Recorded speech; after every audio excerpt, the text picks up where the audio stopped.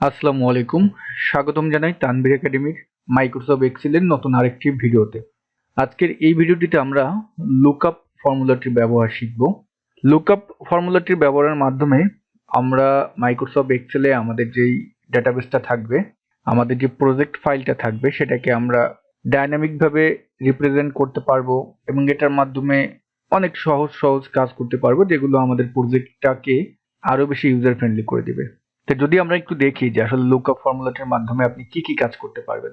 আমরা ভিলুকআপ দেখেছি, কিন্তু এখানে হলো লুকআপ। ভিলুকআপটা হলো, দেখবেন যে আপনি যেখান থেকে যেটাকে লুকআপ করতে চাচ্ছেন তার ডান পাশের গুলোকে সে লুকআপ করে। বাট লুকআপ ফর্মুলাটা কিন্তু আপনার ডানে বলেন বামে বলেন যেখানে বলেন, ও কিন্তু ডানে বামে সব জায়গায় লুকআপ করবে। উদাহরণস্বরূপ আমরা এখানে লক্ষ্য করতে পারতেছি যে আমাদের এখানে যেই ডাটাটা আছে, এখানে আমি ডিআইডি অর্থাৎ এইখানে ডিআইডিটা চেঞ্জ করব এবং ডান পাশে আমার যেই যা যা আমি চেয়েছি সেগুলো পরিবর্তন হবে, মানে আমি যা যা চাচ্ছি সেগুলো আসবে। আমি ডিআইডির এখানে যদি 1020 লিখি, তাহলে আমি দেখতে পারতেছি আমার dealer name, dealer address, staff ID, staff name এগুলো চলে আসছে, পরিবর্তন হয়েছে।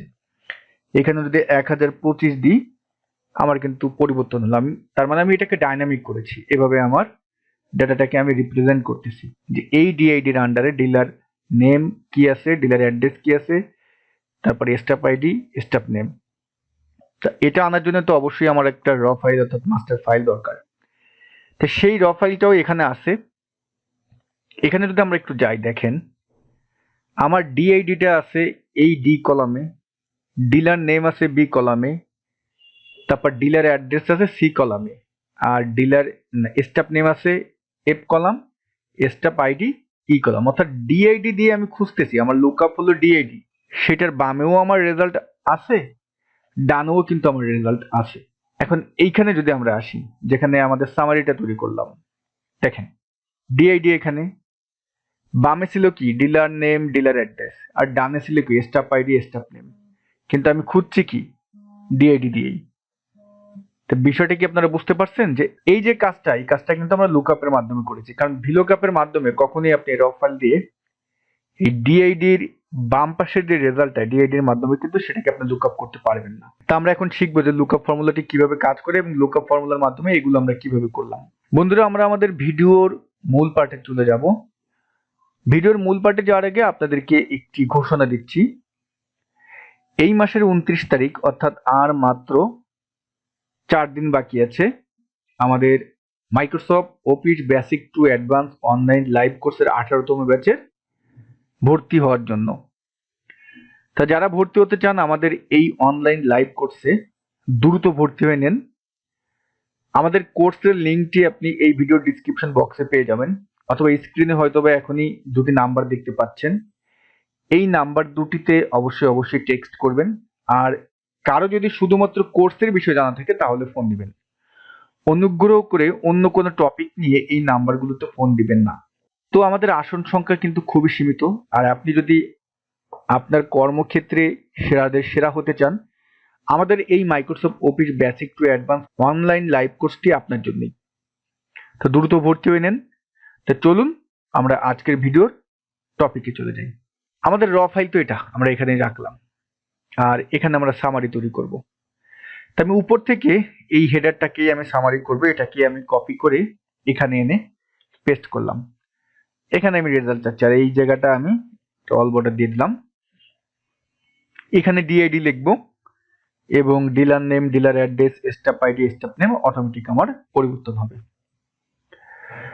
তা যেহেতু র ফাইল হলো এটা, একটা কাজ সবসময় করবেন, সেটা আমি একটু লাস্টের দিকে আসতেছি। আমরা আগে লুকআপ ফর্মুলাটি ব্যবহার শিখি। আমি ডিলার নেমের এখানে আসি, ইকুয়াল টু দিলাম LOOK, লুক আপ চলে এসেছে। দেখেন লুকআপ ফর্মুলাকে আমরা ট্যাব বাটন প্রেস করে নিয়ে আসলাম।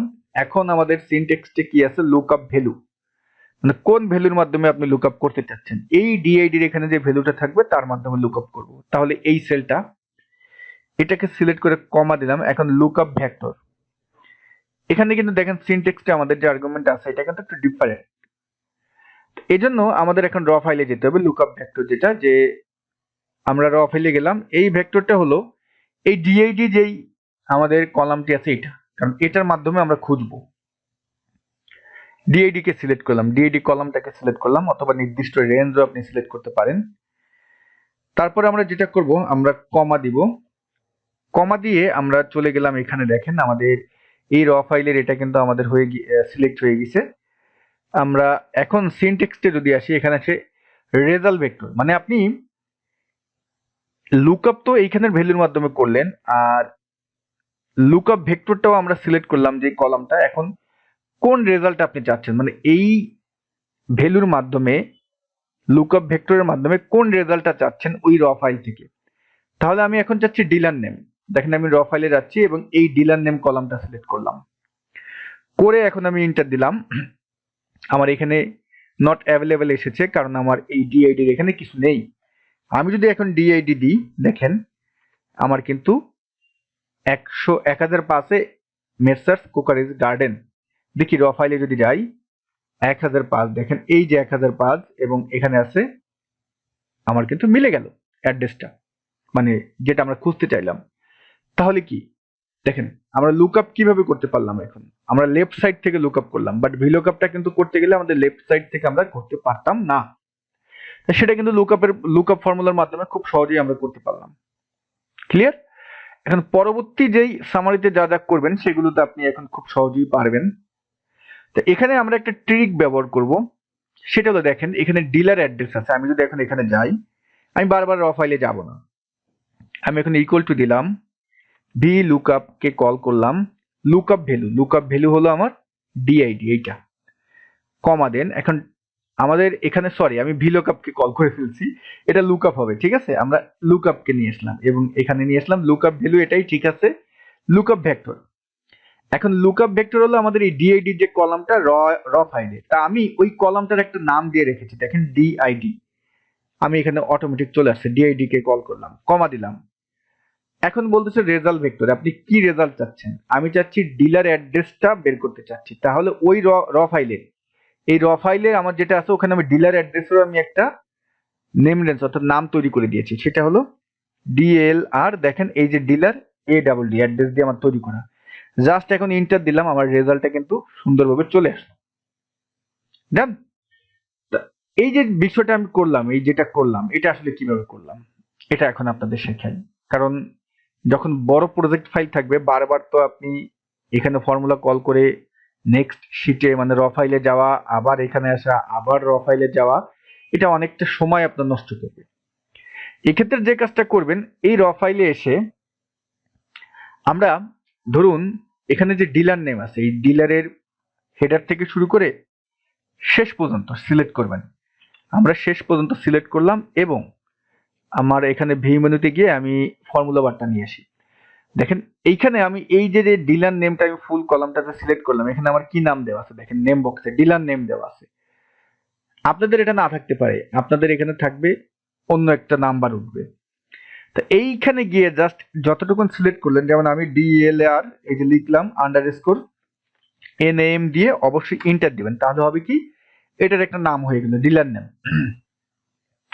উদাহরণস্বরূপ আমি এখন টোটালেরটা তৈরি করতে চাচ্ছি, ধরুন আমি টোটালের প্রথমটাই সিলেক্ট করলাম এবং আমি লাস্ট পর্যন্ত সিলেক্ট করে সম্পূর্ণটা সিলেক্ট করে এই নেম বক্সে গিয়ে আমি এটার নাম দিচ্ছি TOTAL টোটাল দিয়ে এন্টার দিবেন। এখন এটার নাম কিন্তু টোটাল হয়ে গেল।